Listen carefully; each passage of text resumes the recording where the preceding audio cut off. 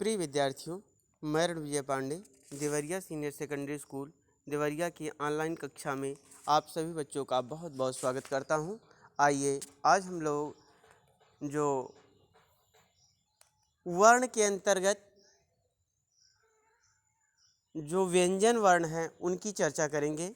तो व्यंजन वर्ण जो है वह 3 प्रकार के होते हैं। जैसे आप लोगों ने देखा स्पर्श व्यंजन, अंतस्थ व्यंजन और ऊष्म व्यंजन। स्पर्श व्यंजन जिन वर्णों के उच्चारण में हमारी जिह्वा, कंठ, तालु, मूर्धा आदि स्वर तंत्रियों का स्पर्श करती हैं। स्वर तंत्रियाँ किसे कहते हैं? जहाँ से हमारे स्वर, हमारी ध्वनियाँ जो उच्चरित होती हैं, इन ध्वनि तंत्रियों का स्पर्श करना ही, जो स्पर्श करके जो हमारे वर्ण निकलते हैं, इन्हीं को स्वर तंत्री कहते हैं और इन्हीं से जो है इन वर्णों को हम जानते हैं। तो अब जो जिस स्थान पर जो है हमारी स्वर तंत्रियाँ जिन वर्णों को बोलने के लिए जिनका स्पर्श करती हैं, वह जो है वह उसी वर्ग का जो है स्पर्श करती हैं, वह जो है वह वर्ण जो है स्पर्श व्यंजन के अंतर्गत आते हैं। वैसे व्यंजनों की आधी मात्रा होती है। आप लोगों ने देखा कि वो जो जितने भी व्यंजन वर्ण होते हैं उनकी मात्रा आधी होती है। जैसे का वर्ग है तो का वर्ग में जो है यह 25 वर्ण, का वर्ग में 5 वर्ण आते हैं। जैसे क ख ग घ ङ। तो इस प्रकार देखेंगे पंचवर्गानां पंचविंशति व्यंजनानि वर्गीय व्यंजनानि कथ्यते। पंचवर्गानां पाँचों वर्ग के 25 वर्ण, व्यंजनानि व्यंजन वर्ण करें वर्गीय व्यंजन कथ्यते, वर्गीय व्यंजन कहलाते, अर्थात पांचों वर्ग का वर्ग, च वर्ग, ता वर्ग, टा वर्ग और पा वर्ग, क च ट त प, ये जितने भी इनके वर्ग हैं, ये जो है इनके वर्ग जो है वह 5 होते हैं। जैसे क ख ग घ ङ, च छ ज झ ञ, ट ठ ड ढ ड़, त थ द ध न और पा फा बा भा मा। तो ये जो है ये जो है वर्गीय व्यंजन, ये 5 जो होते हैं वर्गीय व्यंजन कहलाते हैं। इस प्रकार जो है वर्गीय व्यंजनों की संख्या टोटल होती है 5 को 5 से गुणा करेंगे तो हो जाएगा 25। तो इस प्रकार जो है वर्गीय व्यंजन या अंतस्थ स्पर्श व्यंजनों की संख्या कितनी होती है? 25 होती है। अगला जो है देखते हैं अंतस्थ व्यंजन। जिन वर्गों के उच्चारण में हमारी जिह्वा, कंठ आदि स्वर तंत्रियों का थोड़ा स्पर्श करती हैं, उन्हें अंतस्थ व्यंजन कहते हैं। इनकी संख्या जो है वह 4 होती है। चत्वारि अंतस्थ वर्णानि, माने 4 होते हैं। अर्थात हमारी स्वर तंत्रियाँ जो है जिनका बहुत थोड़ा सा स्पर्श करती हैं, वह अंतस्थ व्यंजन कहलाते हैं। इनकी संख्या जो है 4 होती है। जैसे या वा रा ला, य व र ला। उच्चारण स्थान बताते समय ये बताया जाएगा। जैसे क को बोलते हैं तो क ये कंठ का है, च का ईचु ऐसा नाम तालु का है, ट का मूर्धा होता है और त का दंत होता है, पा का ओष्ठ होता है। तो ये उच्चारण स्थान जो है जब बताया जाएगा, जैसे कहाँ कहाँ स्पर्श करते हैं। जैसे देखेंगे हम का वर्ग को बोलेंगे तो क ख ग घ ङ। तो ये जो है ये पहला वर्ग जो होता है ये पूरा स्पर्श करता है, इसलिए इसको जो है ये कंठ वर्ग है। इसका उच्चारण स्थान क्या होता है? कंठ होता है।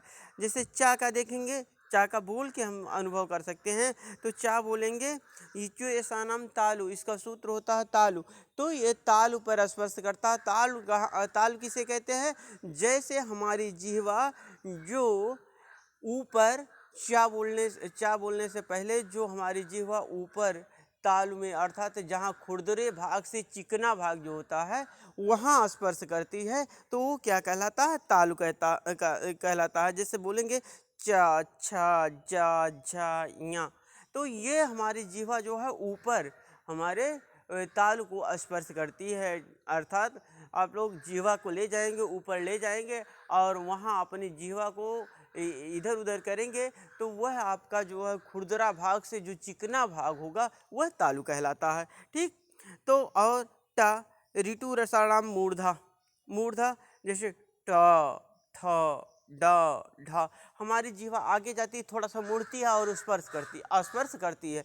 जहाँ यह मुड़ती है और जहाँ हमारी जीवा स्पर्श करती है उसको जो है वह मूर्धा कहा जाता है।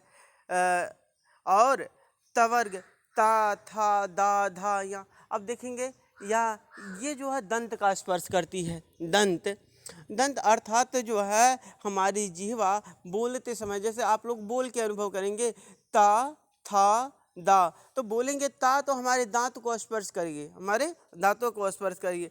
और पा बोलेंगे तो पा, फा, बा, भा, तो ओठों को स्पर्श करती है। तो ये जो है ये हमारे भाग जो है इस प्रकार जो है आप लोगों को, मुझे उम्मीद है कि समझ में आ गया होगा कि बोल के 2-3 बार अभ्यास करेंगे तो ये पता चल जाएगा कि ये कहाँ कहाँ स्पर्श करती हैं। हमारे इन वर्णों को बोलने से ये वर्ण कहाँ उच्चारण करने के लिए कौन से भाग को, कौन से जो मुखमंडल के किस भाग को स्पर्श करते हैं वो क्लियर हो जाएगा आप लोगों को। तो पा, फा, ये तो ओठों को स्पर्श कर, दोनों ओठ जब स्पर्श करते हैं तो ये वर्ण उच्चारित होता है पा, फा, बा, भा, मा। तो इस प्रकार जो है ये पवर्ग हो गया। तो उसी प्रकार अंतस्थ व्यंजन को उच्चारण करने में इन स्वर तंत्रियों का कम स्पर्श होता है। जैसे हम का, चा, टा, ता बोल रहे थे, या खा बोल रहे थे, या चा बोल रहे थे, ता बोल रहे थे, तो ये स्पष्ट रूप से स्पर्श करता था। किंतु अंतस्थ व्यंजन को बोलने के लिए जो है हमारी स्वर तंत्रियों को थोड़ा सा जो है वह स्पर्श करती हैं, इसलिए अंतस्थ कहा जाता है। जैसे या, रा, वा, ला, तो ये अंतस्थ कहलाता है। ऊष्म व्यंजन देखेंगे, ऊष्म व्यंजन किसे कहते हैं, मतलब जिनके उच्चारण करने में स्वर तंत्रियों में ऊष्म वायु रगड़कर बाहर निकलती है, अर्थात चत्वारि ऊष्म वर्णानि, अर्थात हमारी स्वर तंत्रियों को बोलने के लिए पूरा जो है वह वायु जो है घर्षण के बल से जो है बहुत गर्म आती है या बहुत तेज निकलती है, वह जो है वह उनकी संख्या जो है 4 होती है। जैसे शा, शा, शा, हा, शा, श, श, श, हा।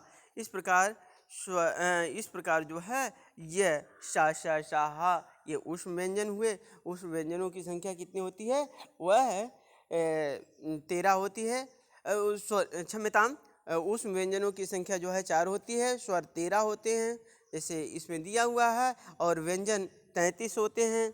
उस प्रकार जो है 46 वर्णों की वर्णमाला होती है। वर्गों के उच्चारण स्थान 8 होते हैं, जैसे मैंने अभी चर्चा किया, कंठ, तालु, मूर्धा, दंत, ओष्ठ, नासिका, जिह्वा मूलम और उर। तो ये जो है आप लोगों का ये उच्चारण स्थान भी दिया हुआ है। जैसे आकुह विसर्जनीय नाम कंठ, ये सूत्र होता है। आकुह आ और विसर्ग और हा इनका उच्चारण स्थान कंठ होता है। यूचु ऐसा नाम तालु, ये ई और चवर्ग चा, छा, जा, झा और यस इनका उच्चारण स्थान तालु होता है। और ऋतु रसानाम मूर्धा, री, टा, टा, ठ, ड, ढ, रा, र, सा, कष्टि सा ये मूर्धा होते हैं। और ऋतु लसालाम दंत, ये दंत का उच्चारण स्थान होता है। और उपपद्मानिया नाम ओष्ठऊ, ये सूत्र है। सूत्र आप लोगों को याद नहीं करना, केवल इतना ही देख लेना, उच्चारण स्थान आप लोगों का ये होता है। उपपद्मानिया नाम ओष्ठऊ और यमगणना नाम नासिका। तो इस प्रकार जो है आप लोग इस वीडियो को देखेंगे और जहाँ नहीं समझ में आएगा आप लोग पूछेंगे। धन्यवाद आप लोगों को।